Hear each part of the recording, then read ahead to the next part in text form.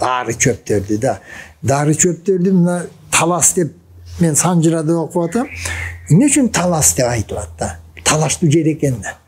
Эмне үчүн талаштуу жер экен? Анткени түркүн оору кеселдерге дары чөптөр таласта экен да.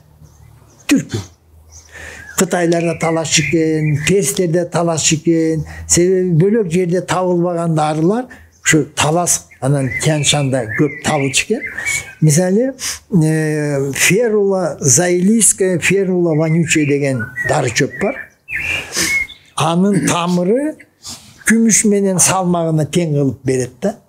19-кылымда Кытайдан келип алып кетишкен. Таразанын биягына феруланын тамырын, биягына күмүштү. Канча күмүш салмак болсо ошончо тамыр алчу экен. Көрбөйсүңөр кандай. Дагы дарылар бар бизде, абдан күчтүү дары. Бул угоргош. Жана алтын тамыры деген тамыр.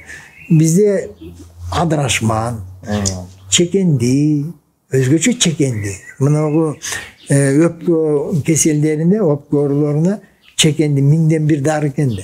А кийин илим эмнени аныктады? Чекендидеги эме бар экен, алкалоид бар экен, эфедрин деген. Ал денеге барганда мээнин дем алуу борборуна таасир этет экен да. Он воздействует на дыхательный центр коры головного мозга. Мен искусственный вентиляцияны пайдаланып жүрбөйм. Чекендини туура пайдалансаң, ага сен муктаж эмессиң да.